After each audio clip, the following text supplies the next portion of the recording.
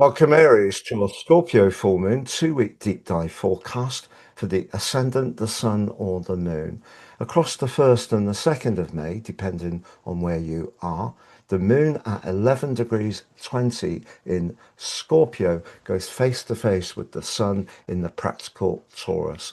We can talk about a Scorpio full moon generally, but each lunation has its own unique identity. What will it mean for you personally, Aries? I'm going to share the event chart on screen, the exact moment the lunation is forged, but all the other interplanetary influences. At the end of the video, you'll have a clear understanding of what you can expect in terms of energy, work, relationships, and finances over the next fortnight. I'm astrologer Patrick Arundel. A very warm welcome. If you've yet to subscribe to my channel, please do so now to help it to continue to thrive, but please also click or tap the bell notification symbol.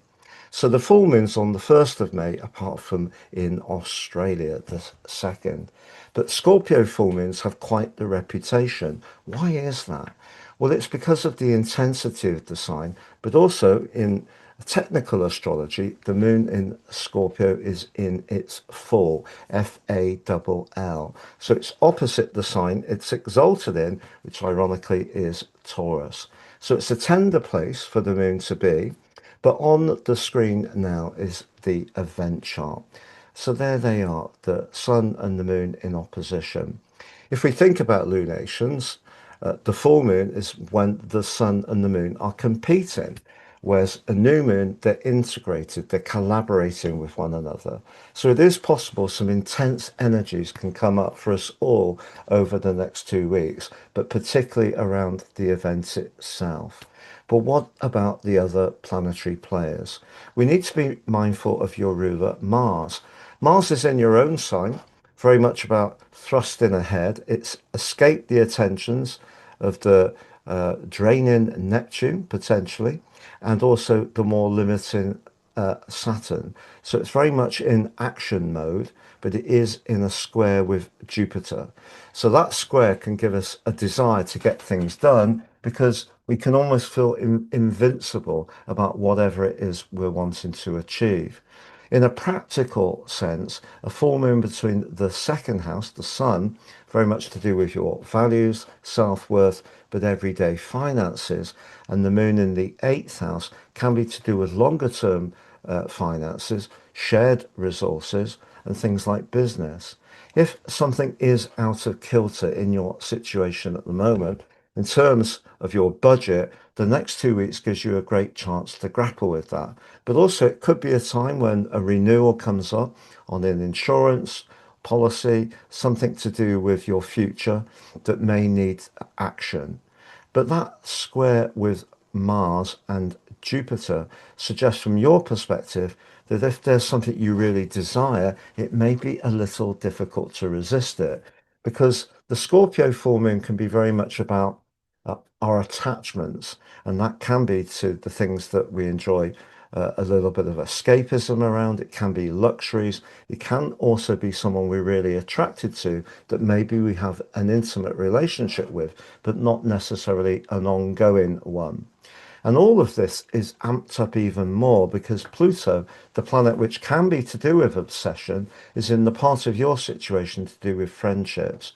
So one of the things that may occur with this is you could become more conscious of which friends don't align with your values, but also with your longer term plan. Or there may be a friend in your circle who tends to take your generosity for granted.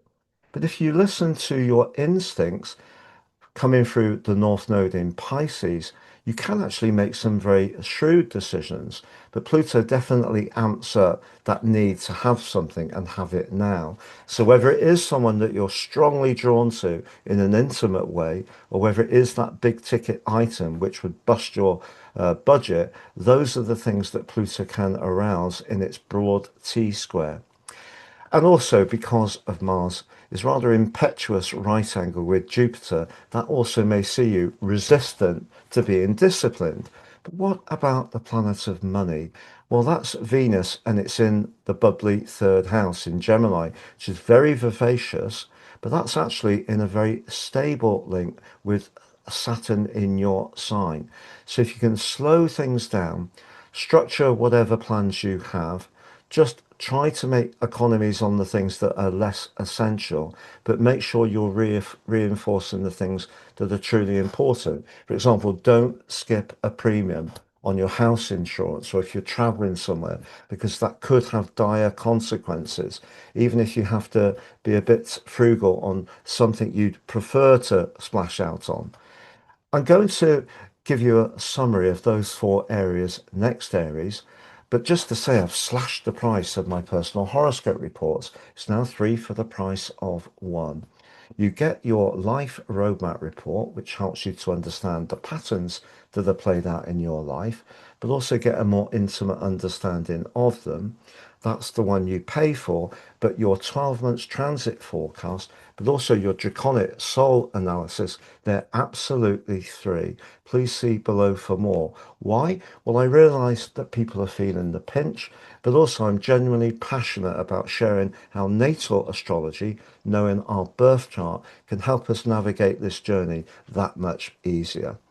Now, if you've yet to watch your May monthly forecast, Aries, that's on the screen. If you've yet to watch your Uranus 1 year forecast, newly arrived in Gemini, on the screen. If you'd like to work with me directly, please check out my testimonials below. If you've yet to sign up for your free daily written horoscope fired to your device each morning, for your early day celestial pit stop, you can do that too. Please take advantage of that. So, to summarize, when it comes to your finances, this can be a time when you need to make some firm, if difficult, decisions. But where your finances are knitted into someone else, if they have a different set of values, a different viewpoint, there could be tension that comes to the surface because of Pluto in a T square. In terms of your romantic situation, if there's someone you just can't get out of your mind at the present time, and it feels almost a little obsessive, that again can be Pluto.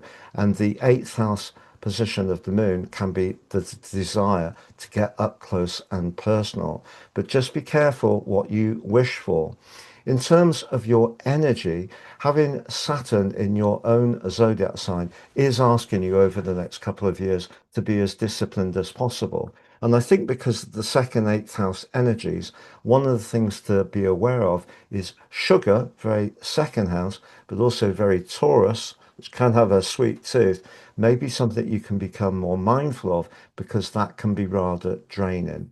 But professionally, I do feel that if you've got brilliant ideas at the moment, Venus is linked to Pluto in a trine, suggests if you work in technology, publishing, teaching, training, you have your own channel, you're an influencer, this can be a time when you can boost your income if you really put your mind to it. Thank you so much for joining me, Aries. All the best for the next 2 weeks and look forward to seeing you again soon.